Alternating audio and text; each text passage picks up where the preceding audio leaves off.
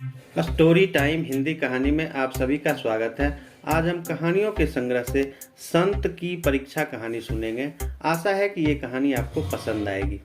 बहुत पुरानी बात है, एक जंगल में बहुत ही प्रतापी संत रहते थे। वे अपने शिष्यों को आश्रम में ही पढ़ाते थे। उनके बहुत से शिष्य थे। संत व्यास जी रोज अपने शिष्यों को नई नई बातें सिखाते और समझाते थे। धीरे धीरे वक्त बीतता गया और सभी शिष्य अपनी विद्या में पूर्ण हो गए।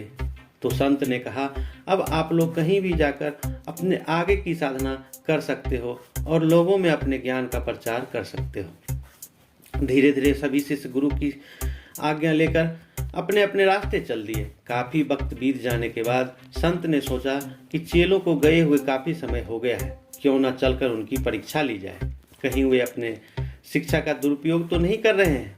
इस प्रकार संत जी अपने आश्रम से चेलों को ढूंढने निकल पड़े और बारी बारी से अपने शिष्यों से मिले।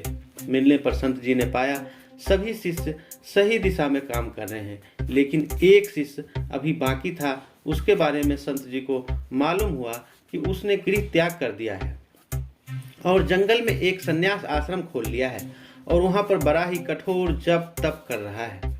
संत जी यह बात सुनकर बहुत प्रसन्न हुए और उनसे मिलने जंगल की ओर चल दिए।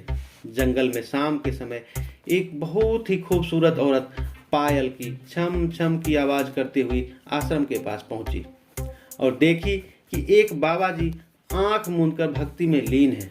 वह खूबसूरत औरत बाबा के थोड़ा और पास आई और अपनी चूड़ी और पायल खनकाई।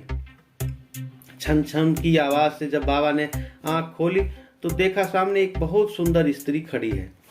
स्त्री हाथ जोड़कर बाबा से बोली, महाराज मैं बहुत परेशान हूँ। मैं अपनी सहेलियों के संग मेला देखने आई थी। रास्ते में इतनी भयंकर आंधी तूफान आने की वजह से हम सब आपस में बिछड़ गए हैं। अब ना जाने कौन किधर चली गई और मैं भटकती हुई इस जंगल में आ गई।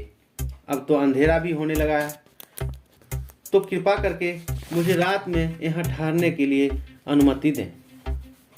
बाबा जी बोले, अरे बाबली, यह संत फकीरों का कुटिया है जहाँ हम भजन कीर्तन और साधना करते हैं। यहाँ तुम नहीं रह सकती हो, तुम कहीं और जाकर अपना ठिकाना देखो। स्त्री बोली, महाराज अब रात को मैं अकेली अबला नारी कहाँ जाऊंगी। मुझे रात भर यहाँ रुकने दीजिए, सुबह होते ही मैं अपने रास्ते चली जाऊंगी। बाबा कुछ देर सोचे और फिर बोले, चलो एक काम करो, मेरी आसन माला बाहर ला कर रख दो और तुम कुटिया में जाकर के सो जाओ और सुबह तक बाहर मत निकलना। अंदर से कुंडी लगा लेना।